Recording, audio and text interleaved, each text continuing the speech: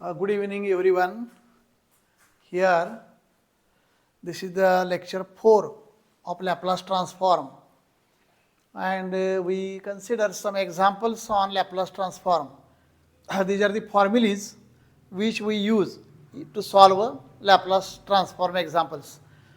Simple examples and simple results are there also. L of t raised to n is equal to gamma n plus 1 upon p raised to n plus 1.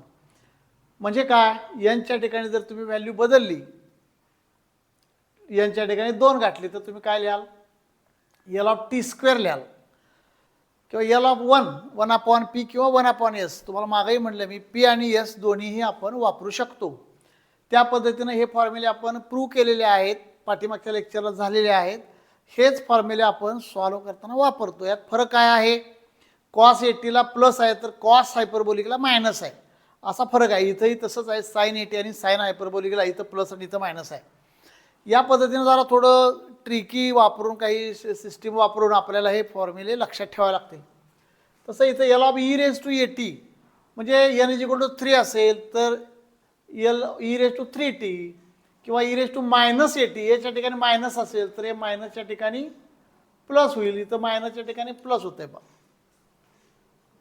Okay, काय होतं, इथं मायनसच्या ठिकाणी plus होतं. तर L of E raise to 80 F of T, L of F of 80, L of F dash T, these are the some formulae. And now let us solve some examples.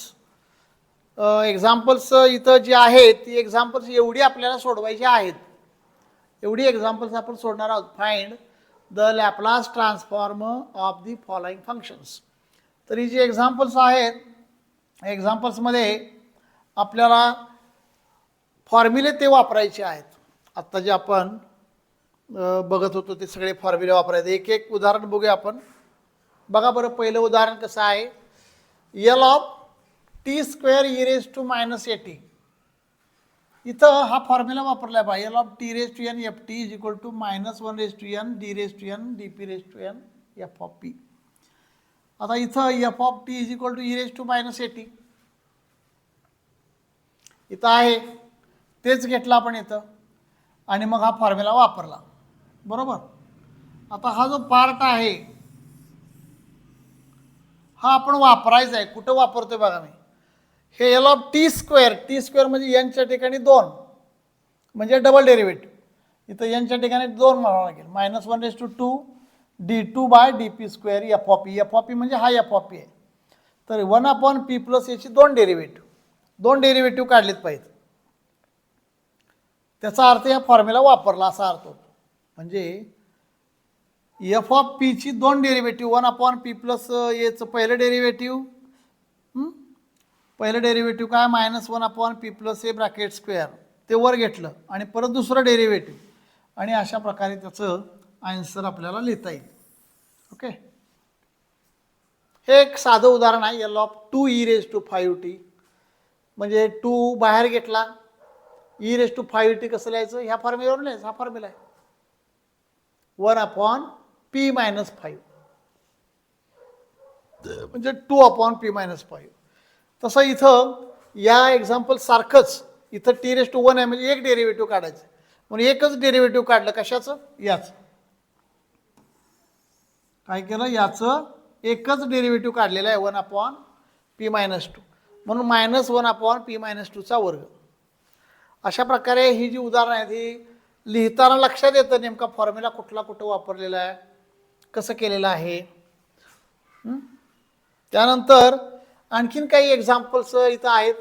L of 5t minus 2, 5 बाहेर घ्यायचं, L of T minus 2 times L of 1. आता L of 1 आपण काढला होता बघा पहिल्यांदाच, Laplace transform of standard functions. तर ते एल ऑफ इथं आहेत बा, इथं दुसरं दिसतंय तुम्हाला, हे बा इथं आहे. एल ऑफ 1 काय, 1 अपॉन पी किंवा 1 अपॉन एस, तेच वापरायचं असते तिथं. काय, 1 अपॉन पी आणि हे गॅमा 2. गॅमा 2चा अर्थ माहिती आहे, 2 मायनस 1 फॅक्टर, गॅमा 3, गॅमा 2. हे आपल्याला बऱ्याच वेळेला झालेलं आहे. हे फॉर्म्युलाच होता बा, gamma n is equal to n minus 1 factorial. तर त्यावरून ते लिहिलेलं आहे.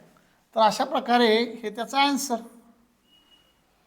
इथं जरा थोडंसं लिनियर एक एक्झाम्पल घेतलं आहे की L of 3e⁻3t, L of 5t, L of 4 cos 3t, म्हणजे 3 एक्सपोनेन्शियल, अल्जेब्रिक आणि ट्रिग्नोमेट्रिक.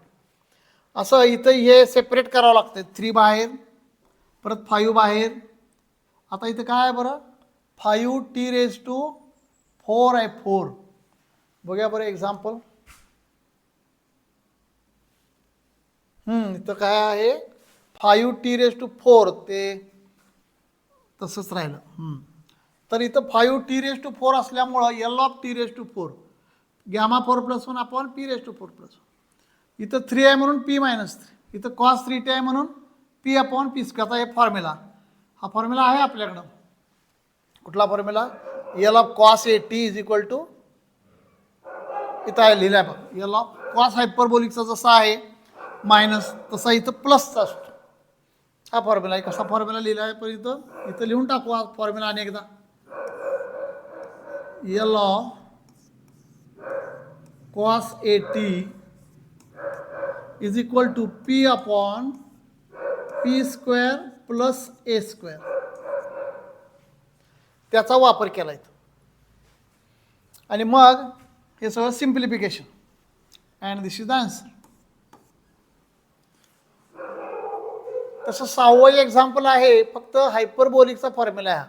त्यामुळं p हे 2 जे आहे, 2x असो, 2t असो, 2 काही असो, तर हा 2 म्हणजे काय असणार आहे, a. त्यामुळं p/p² - a², p/p² - 2² म्हणजे p² - 4. तसं इथं L of 5e⁻t, 5 L of e⁻t. तर हे 5e⁻t माहितीच आहे.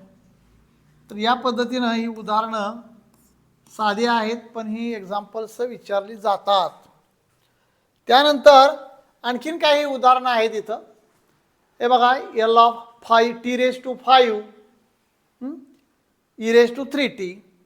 तर डायरेक्ट आपल्याला इथं काय दिसतं, t⁻5 e⁻3tचा फॉर्म्युलाच आहे. काय केलं आपण, इथं e⁻3t तर काय होईल, p⁻6. तर पीच्या ठिकाणी फक्त p-3 पुट केलं की संपलं, कारण 3t आहे म्हणून. बस हा फॉर्म्युला होता बाईक. इथं फॉर्म्युला आहे तुम्हाला, हे बा इथं हा जो फॉर्म्युला आहे,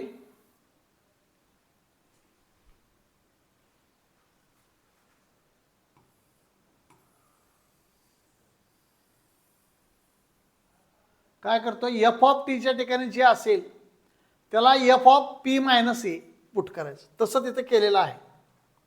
काय केलंय, एफ ऑफ p-a म्हणजे p आहे, पीच्या ठिकाणी p-3 असं पुट केलं.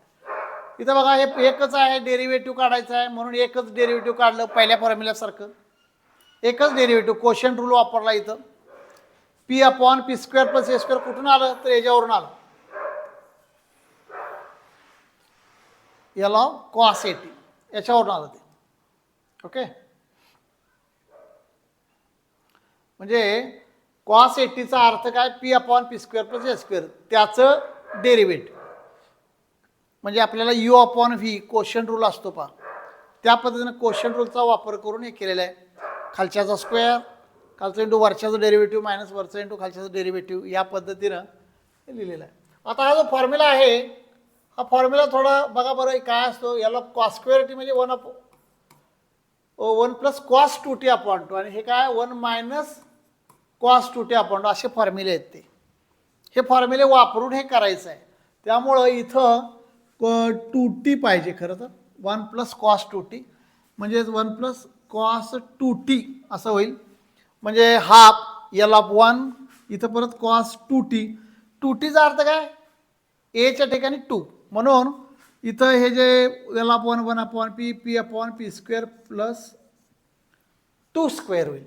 अगदी सेम या ठिकाणी सुद्धा आपल्याला हे 2tच वापरायचं आहे प्रत्येक ठिकाणी. त्यामुळं हे काय होईल शेवटी, म्हणजे ही एक्झाम्पल्स एकदम सोपी आहेत, फक्त बघावी लागतील तुम्हाला लक्ष देऊन. हे सगळी उदाहरणं तुम्हाला सुटतील. फक्त हे काय केलेलं आहे, ते जे पहिल्या पानावर जे रिझल्ट्स आहेत ते पहिल्यांदा एकदा लिहून घ्या सगळे. आणि तुम्ही त्याच्यावरून उदाहरणं आपण स्वतःही तयार करू शकतो, म्हणजे मग त्याची आयडिया क्लिअर होते. कसे? For example L of sine 80.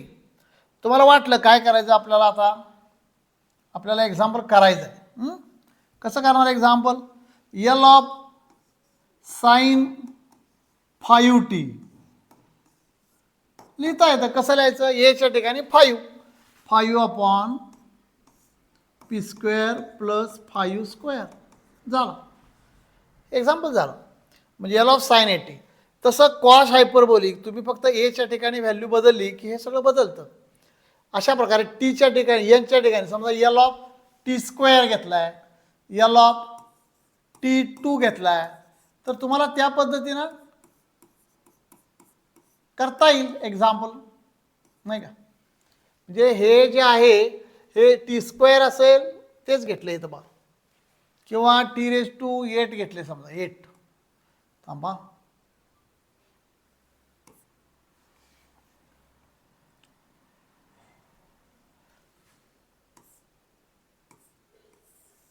एक 2. इथे उदाहरण आपण काय बदलू शकतो, काय अडचण नाही आहे. तुम्हाला काय उदाहरण घ्यायचं ते घेऊ शकता. इथं फक्त बदललं तुम्हाला जे बघा, समजा उदाहरणार्थ यल ऑफ T5 म्हणायचं आहे. 5 म्हणला तर फक्त इथं काय होईल? 6 अपॉन P6. असं याच्यावरून कितीतरी असे तुम्हाला एक्झाम्पल सोडवता येतात. इथं E80 F of P minus A आपण आपल्या पद्धतीनं हे करायचं. तर these are the results and these are the some examples relating to Laplace transform. ही सगळी वहीमध्ये लिहायची, ही सगळी वहीमध्ये लिहायची आहेत आणि शंका विचारायची आहेत. Okay, let us see on next time, next part. This is the lecture 4 Laplace transform.